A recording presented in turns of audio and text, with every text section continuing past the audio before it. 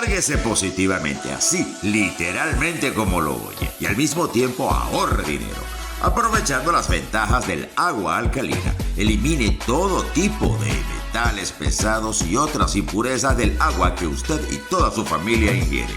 Solamente eso lo logra tomando agua purificada. Para ello debe contactar al Dr. Water, quien realizará el test del agua que usted y su familia consumen en su hogar, totalmente gratis y sin compromiso. Recuerde, Dr. Water, Florida. Todos quieren saber quiénes son los responsables de mi imagen. Los responsables de mi imagen digital son la gente de Tono Creativo. El mejor diseño y la mejor diagramación a su alcance. Fuerte abrazo, amigos, donde quiera que se encuentren, transmitiendo desde los Estados Unidos de Norteamérica para toda América Latina. Esto es para todos ustedes y yo, Eliezer El Vitar. Hoy tengo una invitada que me sorprendió cuando logré contactarla ya directamente, porque es una mujer muy joven, pero una mujer que es egresada de la Universidad Central de Venezuela como médico cirujano de nuestra Escuela de Medicina Doctor José María Vargas. Además de eso, también es egresada del posgrado de Medicina Interna y de Infectología de este mismo hospital. Casa de estudios donde hasta la fecha permanece como adjunto del servicio de infectología de ese hospital y además de eso es profesora universitaria. Como si fuera poco, la doctora que nos acompaña, ya la ven en pantalla, ella tiene un fellow que realizó en enfermedades infecciosas en el Brigham and Women's Hospital de Boston y además diplomada en gerencia de salud. Como si fuera poco, es nada más y nada menos que la presidenta de la Sociedad Venezolana de Infectología. Para todos ustedes, la doctora Patricia Valenzuela. ¿Cómo está, doctora? Para mí es un honor tenerla aquí. Hola, muchísimas gracias por la invitación. El honor es mío, de verdad. Gracias por esa presentación. Y bueno, encantada de poder acompañarte. Estos espacios son muy valiosos realmente porque es una oportunidad para aclarar dudas, para dar información científica y bueno, te lo agradezco muchísimo. No, agradecido yo con usted. Honor que me hace usted a mí, porque yo sé que usted está muy ocupada y me ha costado mucho.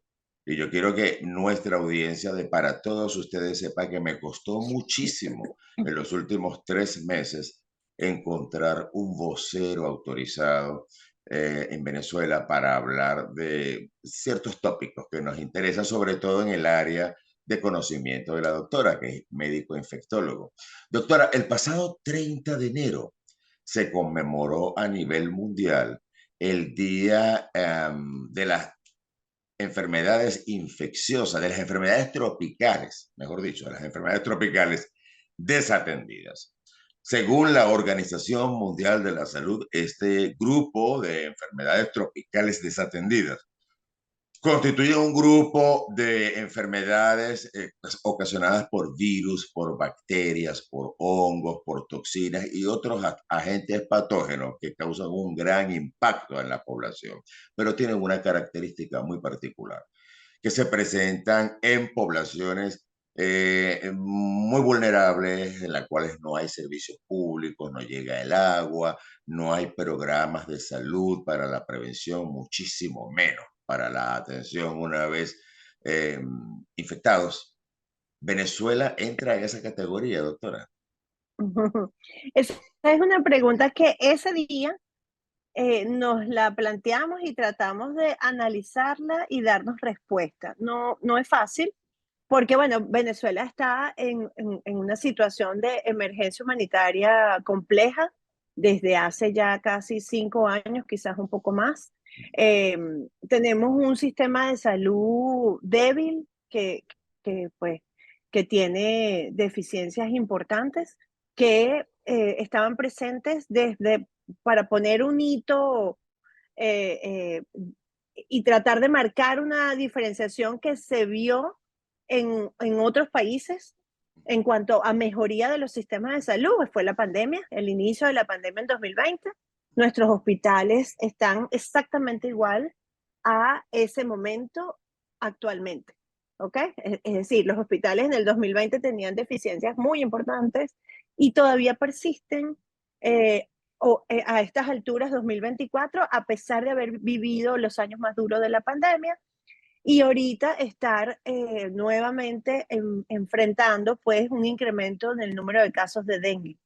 Dengue es un problema en la región, en Sudamérica, en Venezuela, por supuesto, porque no estamos aislados, pero malaria también es un problema y malaria ha afectado, pues está afectando a poblaciones indígenas importantes al sur del país.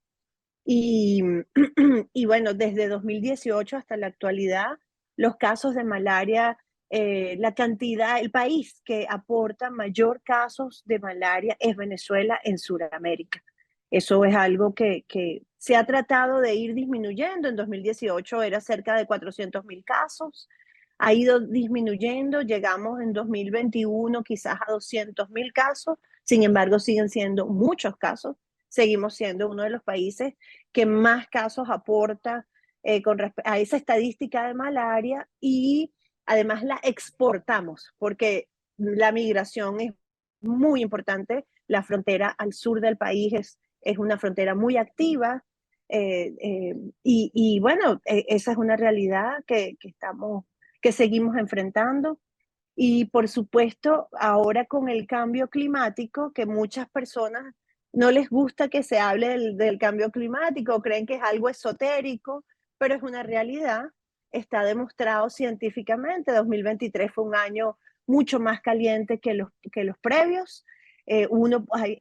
Cuando uno revisa, hay papers que te dicen que pues, el incremento fue de 1 grado, 1.4, es mucho, sobre todo en el ecosistema eh, que favorece estas infecciones, pues, que como las arbovirosis, la zoonosis, ¿verdad? Entonces, es una realidad y además estamos también en constante, no me gusta usar lucha, pero en constante programación para atender a las personas que viven con VIH y para atender a las personas que viven o que, bueno, se infectan con tuberculosis. También es un problema importante que no podemos dejar de lado. Y si bien es cierto que la definición es que están desatendidas estas enfermedades infecciosas, bueno, Venezuela por los caminos de ayuda humanitaria, Venezuela por respuesta global de Naciones Unidas y de agencias internacionales, bueno, estamos recibiendo el apoyo para atender VIH, malaria y tuberculosis y bueno, también esa respuesta mundial que se ha dado y que se sigue dando a lo que es la COVID-19. Pero sabemos que esto ayuda definitivamente y se agradece, pero a lo mejor no es suficiente porque esto debe ir de la mano con inversión y participación del Estado. Muy bien, doctora. Y yo en nombre de toda esa audiencia que nos está viendo y escuchando, le agradezco mucho lo que acaba de decir. Son pocas las personas que dentro del país, colegas nuestros, que dicen la verdad acerca de esto. Las cosas hay que llamarlas por su nombre y por si fuera poco, todo esto aparece en las redes sociales. Sí, sí. Fotografías, videos. Usted mencionó un caso bien patético, que es el de las poblaciones vulnerables del sur del país. Y es que estas poblaciones del sur del país, además de que está conformada en su mayoría por etnias indígenas, por si fuera poco, son explotados para explotar, como valga la redundancia, y traficar con nuestros recursos minerales. A ellos se les explota, hay de todo, tráfico de personas, prostitución, tráfico de niños, explotación infantil, y eso profundiza más el problema que tenemos en el sur del país. Usted quizás no lo puede decir porque está dentro de Venezuela, pero yo sí lo puedo decir y de eso hay evidencia. Y de eso tiene conocimiento Amnistía Internacional, la Cruz Roja, la Organización Mundial de la Salud. Ya yo me estoy decepcionando de los organismos multilaterales porque de verdad que yo no veo que hagan nada. Quizás están atados de manos para entrar al país y ayudar también. Esa es otra razón. Disculpa que te No, interrumpa, no yo que creo, doctora. eh, lo que pasa es que no es suficiente. Ellos, o sea, las agencias internacionales pues ayudan, realmente han ayudado de manera importante, todavía lo siguen haciendo. se les agradece muchísimo, siempre lo hacen bajo perfil. Por supuesto, también lo hacen trabajando pues con las autoridades sanitarias locales, pero bueno, quizás no es suficiente, es decir, no pueden asumir una responsabilidad completamente de un sistema de salud de un país. Tampoco es Entonces, su bueno, yo, obligación. exacto, Tampoco es su exacto, obligación, eso es una obligación del Estado y son derechos consagrados en nuestra Constitución. Artículo 83 de la Constitución de la República Bolivariana de Venezuela, el derecho a la salud. correcto, Y con el derecho correcto. a la salud, el derecho a la vida. Una pregunta, doctora. Ustedes Sí, como sociedad científica, la Sociedad Venezolana de Infectología, ustedes son escuchados por las autoridades sanitarias, ustedes sostienen reuniones, ustedes son llamados, a ustedes se les solicita asesoría, ustedes la ofrecen, ustedes son escuchados en definitiva. Fíjate, nosotros, la Sociedad Venezolana de Infectología siempre ha estado a la orden. Siempre hemos estado dispuestos, pues si nos llaman a participar en lo que es el diseño de estrategias, recomendaciones, guías para ciertas patologías, sí, pues lo hacemos porque nos llaman y esas guías, por ejemplo, de tratamiento venezolano de las personas que viven con VIH, pues las hacemos los infectólogos miembros de la Sociedad Venezolana de Infectología. Igualmente nos llaman sobre todo recientemente para lo relacionado con vacunas, Mm. eh, porque bueno, eso es un aspecto importante, hay una brecha que cerrar con respecto a la vacunación, no solamente de la COVID-19, sino también la serie primaria de nuestros niños. Y bueno, quisiéramos que fuese un poco más, ¿no? Esa invitación a participar. Y bueno, recientemente estamos participando en algunas mesas técnicas para, sobre todo, el enfoque de lo que es la prevención. Y bueno, la Sociedad Venezolana de Infectología, bueno, y todas estas enfermedades infecciosas tienen un componente de prevención importantísimo que hay que reactivar y que, bueno, va no solamente de la campaña, sino también la educación del ciudadano. Y bueno, vamos a ver cómo terminamos en estas mesas. Ciertamente, una de las misiones y de los objetivos de la Sociedad Venezolana de Infectología es la educación, es la profesionalización continua de nuestros miembros. Nos ha tocado además hacerlo con otros colegas de otras sociedades científicas y nos ha tocado además extender esa educación a lo que es la sociedad, a lo que es la comunidad, tratando pues de llevar información científica, veraz, con fundamento científico bueno, que se disparó muchísimo la desinformación y los bulos y los fake news durante la pandemia y bueno, nos ha tocado pues entender que debemos tratar de educar, acercarnos un poco más a lo que son los ciudadanos. Qué bien, doctora. Y qué bueno que sea usted como máxima vocera de la Sociedad Venezolana de Infectología quien le haga saber a nuestra audiencia de que ustedes actúan como, de cierta manera, como órgano asesor y que sí son escuchados y están participando en estas mesas técnicas de trabajo. Eso es algo que produce cierto aliciente, porque Gracias. nosotros, bueno, médicos con más experiencia, con más años de graduados, sabemos de la, ¿cómo llamarlo? No, bueno, no hay otra manera de llamarlo, la negligencia, la desidia con la cual el Estado venezolano particularmente ha tomado este tipo de noticias con referencia a estas enfermedades que fueron erradicadas en los años 30 cuando comenzaron nuestras primeras campañas de vacunación en el país y que desde hace 12 años para acá tengamos malaria, sarampión, o sea, eso es algo absurdo. Eso fueron, el doctor Arnoldo Gabaldón debe estarse revolcando en su tumba sabiendo lo que está Sí, pasando en nuestro país. Ahora bien, doctora, usted acaba de mencionar dos cosas bien importantes. Y antes de mencionar eso, le quiero preguntar algo. Yo hace 3 meses hice un programa y tuve una conversación con la doctora Blanca Suray Márquez. Ella es sanitarista y fue la coordinadora de salud pública del Distrito Sanitario número 4 del Valle. Actualmente solamente se dedica al ejercicio profesional, pero como docente en la Escuela de Salud Pública.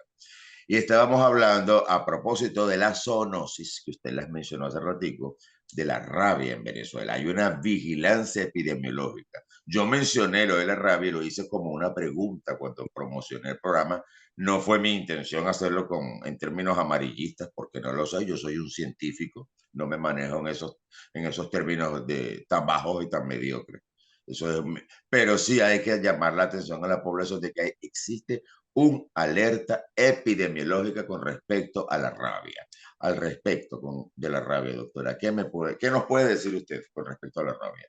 Bueno, fíjate, la verdad es que nos ha preocupado porque se comenzaron a presentar en redes sociales e incluyendo cadenas de WhatsApp que habían algunos casos de animales, de perros con rabia. Que además habían algunos pacientes. No pudimos confirmar esa información, se quedó en un rumor, pero bueno, en epidemiología, una de las principales herramientas para una respuesta temprana son los rumores, ¿no? Entonces, claro, en la zona, sobre todo se planteó en el estado Zulia, no se pudo confirmar la información, no hubo manera de confirmarlo. Y bueno, lamentamos muchísimo esto, pues sí, hemos estado, de hecho, se ha hablado de rabia, se ha colocado información en las redes sociales de la Sociedad Venezolana de Infectología de Rabia, porque además esto es un trabajo en conjunto, en equipo de la sociedad, y es decir, cuando hablo sociedad, de la sociedad civil y de las autoridades sanitarias, porque pues la vigilancia empieza por lo que es atención, evaluación y vacunación de los animales, ¿ok? Y de ese control de animales que debe existir, de perros, pues. Entonces, el llamado es a esto, bueno, a la responsabilidad de los que tengan mascotas y a la responsabilidad de las autoridades sanitarias con respecto a los perros o a las mascotas que son abandonadas y que están en calles y que no están, no están en condiciones sanas. No tenemos información oficial y como te digo, sobre rabia, sobre casos de rabia, y como te digo, esos comentarios, esos rumores de ese momento, no los pudimos confirmar. Entonces, ciertamente no te puedo decir que más allá de eso, sino que sí, la Sociedad Venezolana de Infectología está pendiente de esto, está en varias oportunidades hemos pues sacado información de rabia para la comunidad para que se esté atento al respecto. Ya, qué bueno.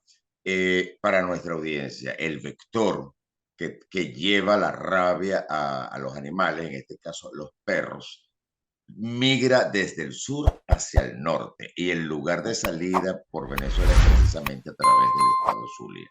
Entonces, Sí. no es descabellado pensar que si, aunque haya sido casos aislados, tengamos, y como no hay ningún tipo de control sanitario de parte de las autoridades venezolanas y los planes de vacunación se han venido al piso, eh, no es extraño sospechar que esto ha ocurrido. Eso por una parte. Por la otra, durante la cuarentena por la pandemia y sumándole a eso la diáspora venezolana, muchas mascotas fueron abandonadas. Y eso no es un Abandonadas. secreto para nadie. Esto, Sí. un comentario para nuestra audiencia, para que sepa que tiene que estar pendiente de ser responsable y vacunar a sus mascotas. Y además de eso, si ven alguna actitud, algún comportamiento extraño al perro, inmediatamente llevar a las autoridades. Esto es para concluir esta parte del programa.